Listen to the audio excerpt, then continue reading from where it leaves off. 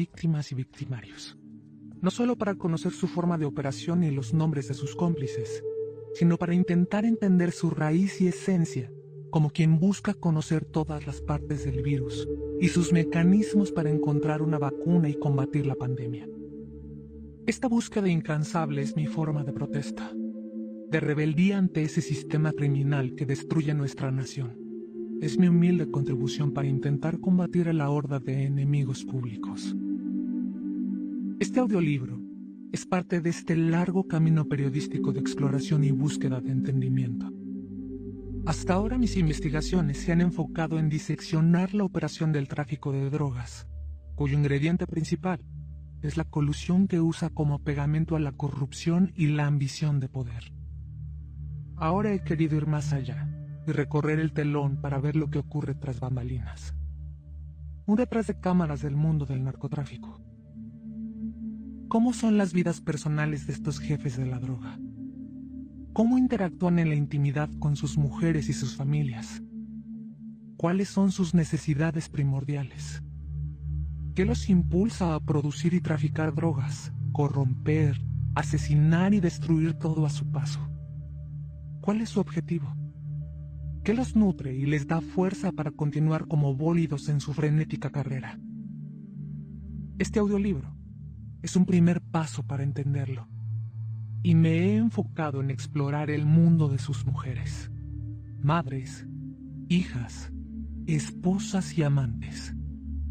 Mujeres que forman parte de la corte en el reino de los narcos y se amoldan a las reglas machistas que les son impuestas, y en recompensa, disfrutan del botín obtenido de masacres, corrupción y violencia cuyas principales víctimas son otras mujeres. La presencia del género femenino, las mujeres que voluntariamente están dentro de la cúpula del narcotráfico, cubre la necesidad afectiva esencial que tienen incluso personas con un desorden psicosocial, como los jefes de la droga. Les dan afecto, los solapan, los justifican, les aplauden, les dan placer, procrean hijos y multiplican su especie, y con ello los impulsan a seguir delinquiendo en un círculo vicioso sin fin. Ellas son el motor y a la vez son el objetivo. Son el alimento de la bestia. ¿Para qué alguien desea una montaña de dinero, aunque sea ensangrentado si no tiene con quién disfrutarlo?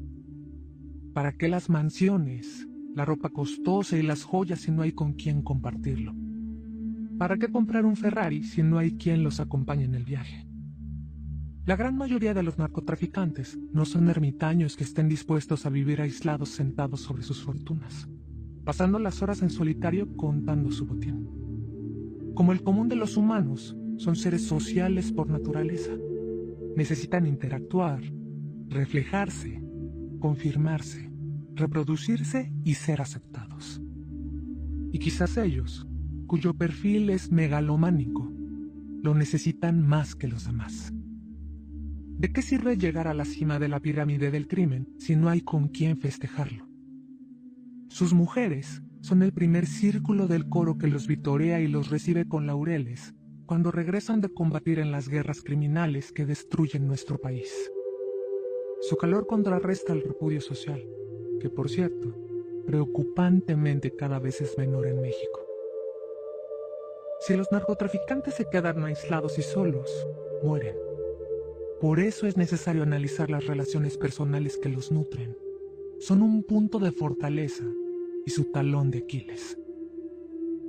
Esta investigación la he realizado con el mismo rigor y método que mis investigaciones sobre las redes de corrupción y abuso de poder. Tuve acceso a testigos directos, presenciales de los hechos que aquí narro. Personas que justamente estaban ahí, tras bambalinas, observando ese mundo íntimo hasta ahora secreto. Colaboradores muy cercanos a los narcotraficantes de los que habla el audiolibro que vivieron su interacción con sus mujeres y familia. Algunos aceptaron hablar on the record y que sus nombres se publicaran. Otros accedieron a ser mis informantes y contar los hechos a cambio de mantener sus identidades bajo reserva. Conservo grabaciones de muchas de las entrevistas que les realicé. Sus testimonios pude cruzarlos y contrastarlos entre sí, y con otras fuentes de información fuera del mundo criminal, que también fueron testigos porque forman parte de los círculos de amistad y familia de esas mujeres o por razones de logística y casualidad. Gracias a esos testigos pude entender cómo las relaciones de funcionarios públicos y políticos con narcotraficantes se dan no solo a través de la corrupción, el dinero y la búsqueda de poder, sino de mujeres que circulan en uno y otro mundo y se convierten en vasos comunicantes, en damas de compañía o amantes compartidas. Pude corroborar la existencia de lugares, eventos y direcciones, y tuve acceso a expedientes judiciales de México y Estados Unidos, documentos de cuentas bancarias, certificados de propiedad, información fiscal y actas constitutivas de empresas nacionales e internacionales. Por medio de ese conjunto de información, obtuve los nombres de los protagonistas, hombres y mujeres, de las historias que narro en cada capítulo. Emma y las otras señoras del narco surge desde mi posición como mujer antagonista y víctima del mundo que aquí reconstruyo para el entendimiento del escucha. No pretende ser un juicio sumario, no es abordado desde el punto de vista de prejuicios conservadores, ni tiene la intención de hacer escarnio, pero es necesario reconocer que a escala mundial existen mujeres que voluntariamente han sido protagonistas o cómplices esenciales de terribles casos criminales. Como la red de tráfico sexual NXIVM, creada por Keith Raniere, cuya matriz se estableció en Estados Unidos y en la que actrices de talla internacional participaron en el deleznable crimen, algunas ya condenadas como Allison Mack. O el caso de la red de explotación sexual de menores de edad encabezada por el empresario Jeffrey Epstein, cuya pareja sentimental y amiga, Ghislaine Maxwell, una celebridad en el mundo de la alta sociedad británica, era su cómplice. Estos dos ejemplos son la clara muestra de que a veces el crimen se oculta y opera mejor tras la fachada de los famosos. La fama y la forma en que los medios de comunicación la exaltan los cubre de un falso velo de virtud, como si el hecho de ser famosos los hiciera buenos y gentiles. Pero además de cómplices son trofeos. Entre más famosos e inalcanzables parezcan, más son deseados por el mundo criminal. El artista se mete donde el narco no puede, afirmó de manera contundente uno de los lugartenientes del cártel de los Beltrán Leiva, que fue testigo directo del desfile de cantantes, artistas y modelos, mujeres y hombres del mundo de la farándula que convivían con los criminales más sanguinarios.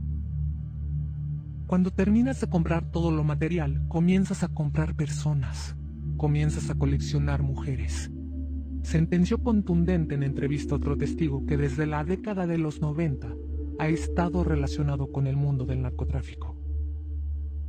A algunas de las protagonistas de este audiolibro, como Emma Coronel Aispuru, la esposa de Joaquín Guzmán Loera, el Chapo, el líder más visible del cártel de Sinaloa, y Diana Espinosa Aguilar, esposa de Rafael Caro Quintero, el poderoso líder del cártel de Guadalajara, actualmente prófugo de la justicia. Las conocí personalmente. Las entrevisté y tuve diversas conversaciones con ellas a lo largo de cerca de 2 años. A otras las identifiqué a través de los testigos que entrevisté, de su actuación pública o de información que consta en expedientes.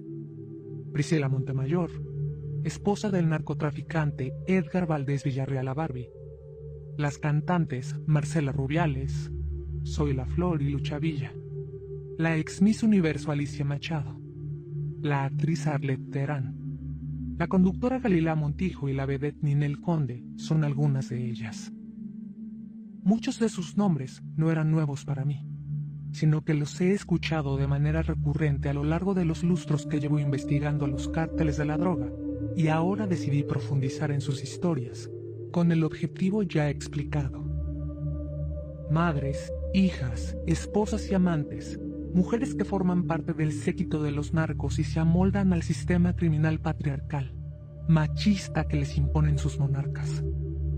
Bailan ante ellos la danza de los 7 velos sobre los cadáveres de los miles que han sido víctimas de los mismos hombres a quienes deleitan con su presencia a cambio de dinero, joyas y propiedades.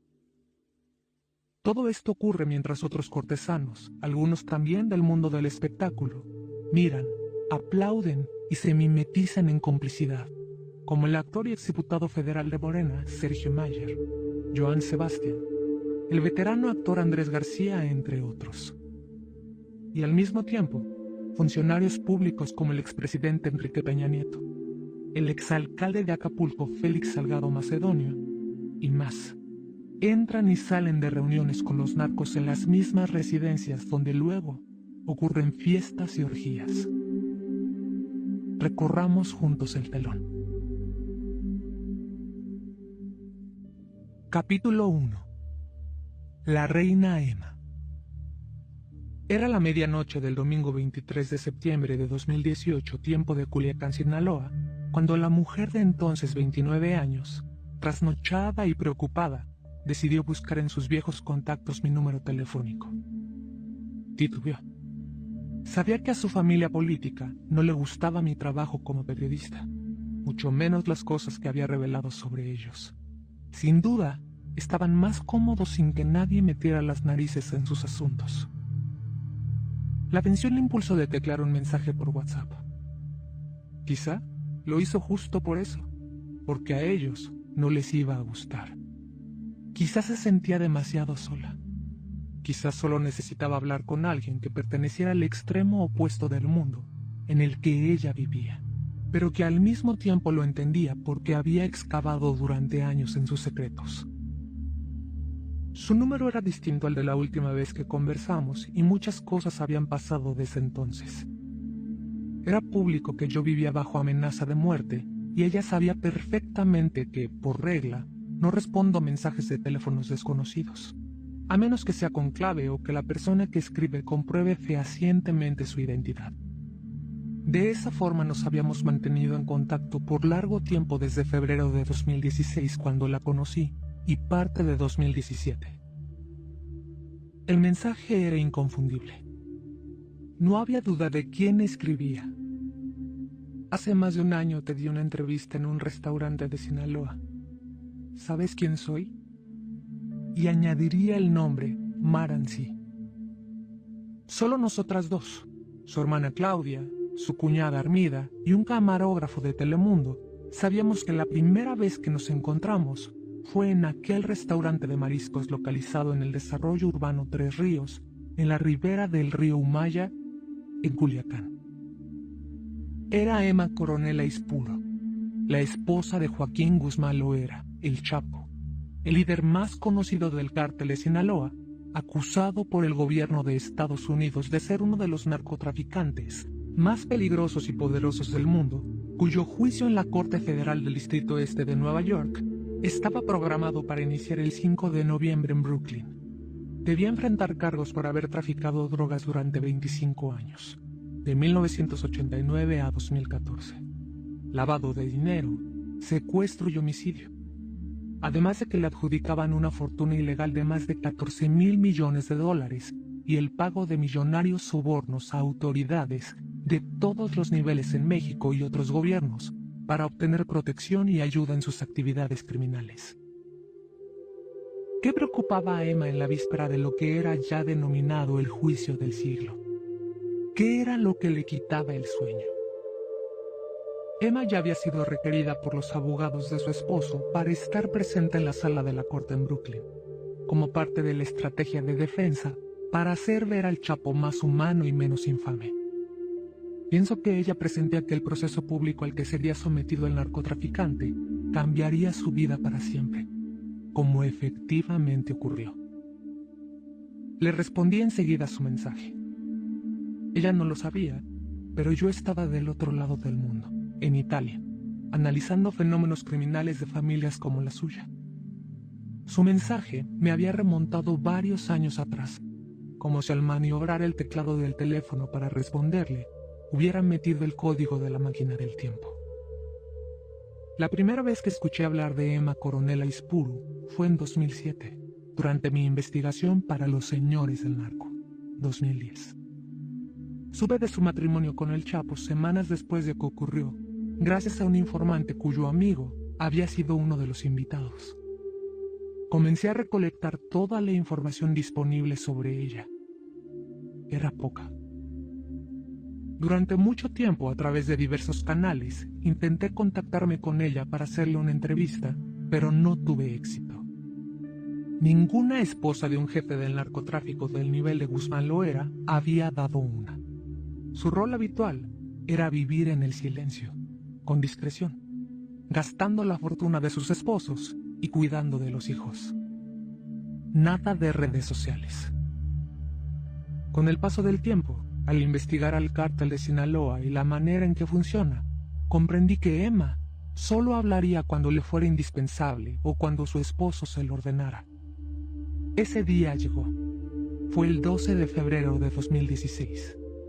Poco después de que el Chapo fuera arrestado por tercera y última ocasión en Los Mochis, Sinaloa, en la antesala de una extradición inminente a Estados Unidos. Emma nunca había dado una entrevista, ni siquiera había fotos recientes de ella. El encuentro fue organizado por uno de los abogados de la defensa de Guzmán Loera. No hubo ninguna condición de por medio, ni temas vetados. Yo no lo hubiera aceptado. Lo único que solicitó fue que fuera ella quien fijara el lugar de reunión. Un salón privado en el Marransea, en la capital del cártel de Sinaloa. Puntual y sin escoltas, entró al lugar. Era una mujer alta, de cabello largo e impecablemente teñido, peinado y enrizado, con un espeso maquillaje profesional que hacía resaltar sus ojos redondos, marrones y brillantes, enmarcados con pestañas postizas tan largas que los hacían parecer como los de una muñeca.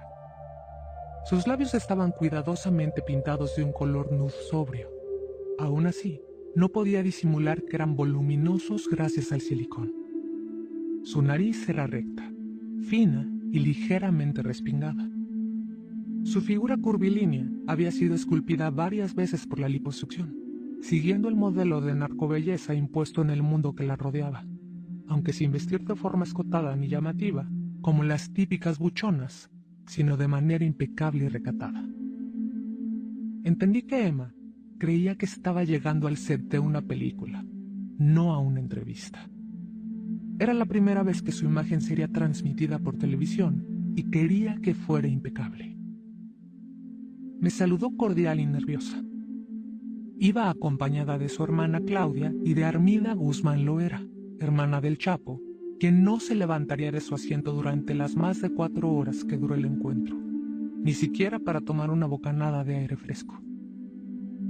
El tono de voz de Emma era suave y sereno, pero había algo de fingido en él, como si estuviera aguantando la respiración. Parecía dueña de sí, aunque contenida, como una olla expresa a punto de estallar. Era solo cuestión de tiempo.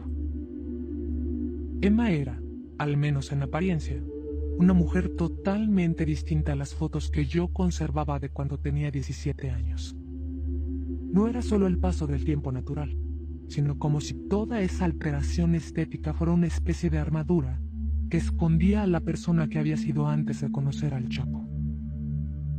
Durante años, me he sentado frente a frente con narcotraficantes, con sus mujeres, sus esposas, sus hijos, sus amigos, abogados y cómplices.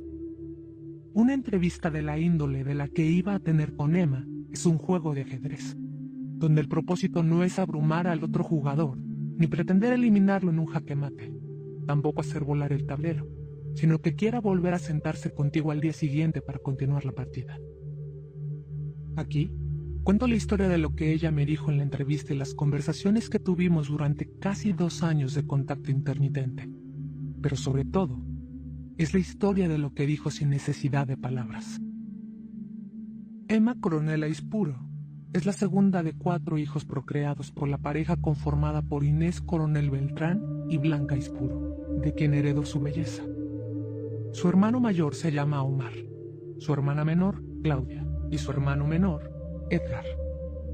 Nació en San Francisco, California, el 2 de julio de 1989. Su madre se fue de mojada en avanzado estado de gravidez para visitar a familiares que se habían asentado luego de haber cruzado ilegalmente. Sin preverlo, durante su estancia se desencadenó el parto en el que nació Emma. Ese accidente del destino le dio la doble nacionalidad, mexicana y estadounidense. Es la única de los 4 hermanos que la tiene. A los pocos meses del nacimiento de Emma, Blanca regresó con su hija a la diminuta ranchería La Angostura, en Canelas, Durango, donde Emma creció. Es una comunidad con un muy alto nivel de marginación, de no más de 80 habitantes, enclavada en la región del denominado Triángulo Dorado, entre Durango, Sinaloa y Chihuahua. La Angostura es una comunidad circundada de montañas que se levantan a una altura de más de 1.300 metros sobre el nivel del mar, donde la naturaleza esculpió una obra de arte. Cordilleras cubiertas de bosques de pino, nogal, palo colorado, madroño, zarzamora y laurel que impregnan el ambiente con sus perfumes, y los ríos sinuosos y cascadas que cantan. Por las noches, bajo una danza de luciérnagas, el coyote aún aúlla, y en el día, el cielo es surcado por audaces águilas que cazan ardillas y liebres al filo de los acantilados. Es un rancho como cualquier otro, son personas humildes, todos entre familia, entre amigos, dice Emma sobre el lugar donde creció, dejando entrever con su tono y lenguaje corporal una auténtica emoción. Mucha gente sale a trabajar a Culiacán, otros se van a Estados Unidos, sobreviven, pero todos muy humildemente. La Angostura es un puñado de casas en medio de la nada. Las únicas vías terrestres son brechas de terracería, así que solo se logra llegar a caballo, cuatrimoto o helicóptero. Emma dio la crónica de una infancia feliz. No hacía nada. Estar en la casa, ayudar en la casa, estar con mis hermanos. Ahí estudié la primaria, la secundaria. Estaba con mis amigas. En un rancho no hay muchas clases de juegos, pero mi papá siempre nos tenía muñecas. Cosas muy simples pero significativas. Aunque su vida era de campo y sin lujos, aseguró que le gustaba vivir de ese modo y no tenía mayores sueños ni ambiciones. A mí me gusta porque soy de ahí. A cada persona le gusta el lugar de donde es. ¿Significa tanto para mí? Ahí viví mi niñez junto con mis hermanos. Ahí no se ve nada extravagante, cosas como las que se ven en la ciudad que son tan estresantes. Allá la vida es muy tranquila. Definió a su familia como muy unida. Describió a su madre como una ama de casa ordinaria, dedicada a las tareas del hogar, y a su padre como un campesino responsable, que desde muy joven se dedicó a sembrar maíz y frijol para mantener a la familia. Su papá le enseñó cómo defenderse. Hombres y mujeres aprenden desde muy chicos a trabajar en el campo. El mundo de Emma se transformó cuando llegó esa bestia agazapada que devoraba todo a su paso. El Cártel de Sinaloa, la organización de tráfico de drogas más poderosa del mundo.